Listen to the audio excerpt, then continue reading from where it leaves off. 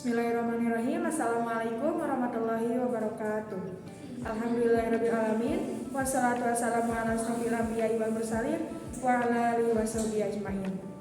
Sebelumnya saya ucapkan terima kasih kepada yang terhormat Ibu Sari MPD selaku dosen pengampu mata kuliah media pembelajaran.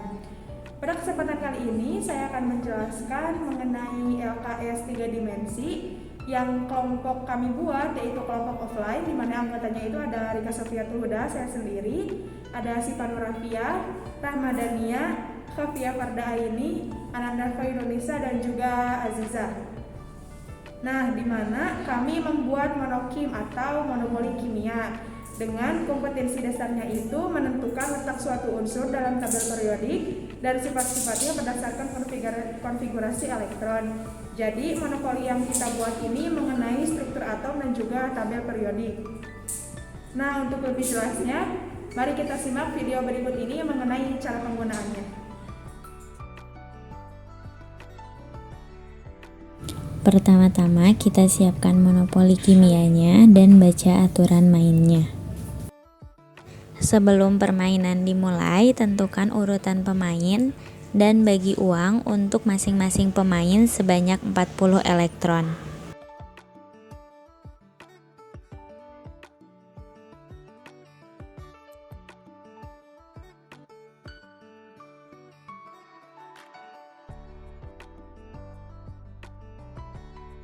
Jika pemain mendapatkan 2 dadu dengan angka sama, maka pemain berhak untuk mengocok dadu lagi. Tapi jika pemain mendapatkan 2 dadu dengan angka sama sebanyak 3 kali, maka pemain harus diisolasi.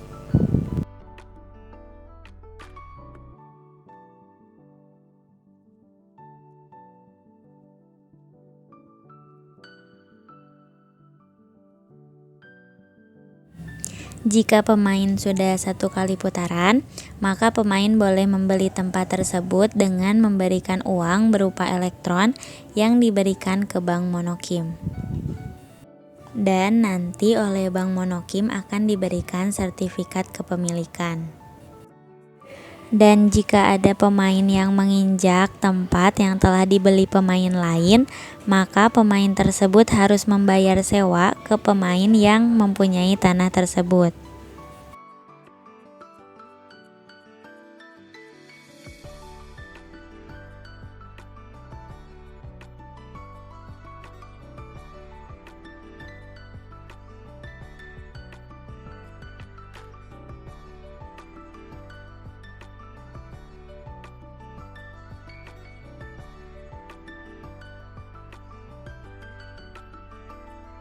Setelah pemain melewati start, pemain berhak diberi sebanyak 20 elektron oleh bank. Ketika pemain berhenti di kartu proton, kartu neutron, ataupun kartu pertanyaan, maka pemain berhak mengambil 1 kartu dan melakukan perintah yang ada di kartu tersebut.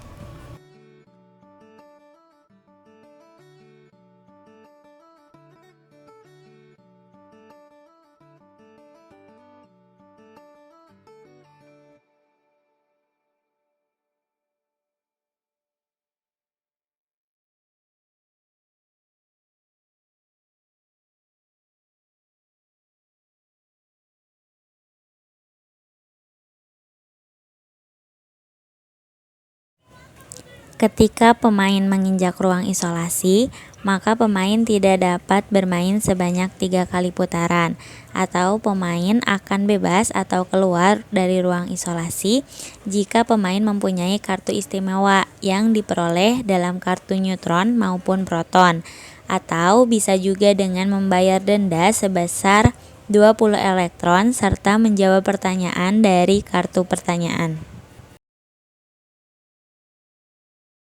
Ketika pemain menginjak ruang pertanyaan, pemain harus bisa menjawab pertanyaan tersebut. Jika tidak, pemain harus membayar denda.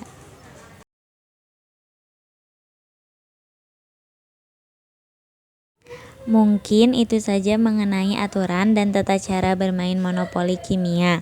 Selanjutnya ada kelebihan dan kekurangan yang terdapat pada media 3 dimensi berupa monopoli kimia ini. Untuk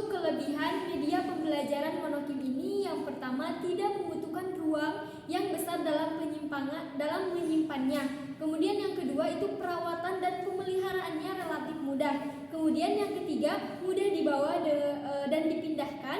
Kemudian yang keempat, permainan ini memiliki banyak komponen sehingga dapat melatih ketelitian dan kesabaran siswa untuk merapikan kembali setelah menggunakan. Kemudian yang kelima, dibuat dengan penuh warna sehingga tidak membosankan.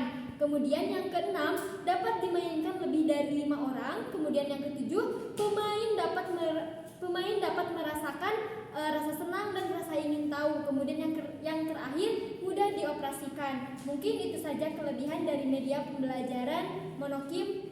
Selanjutnya yaitu kekurangan monokim sebagai media pembelajaran kimia. Yang pertama itu proses pembuatannya tidak sederhana. Yang kedua, tidak dapat dimainkan secara perorangan, minimal 3 orang. Lalu hanya dapat digunakan untuk melatih pemahaman konsep tentang struktur dan fungsi sel. Membutuhkan waktu yang agak lama untuk memulai permainan karena harus membagi uang. Lalu untuk memainkannya dibutuhkan meja, tempat, lantai yang datar.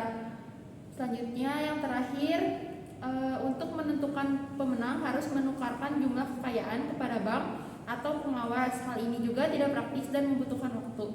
Mungkin sekian kekurangan dari monokim sebagai media pembelajaran. Demikian video mengenai presentasi LKS 3 dimensi yang kelompok kami buat. Mohon maaf apabila ada kesalahan. Terima kasih. Wassalamualaikum warahmatullahi wabarakatuh.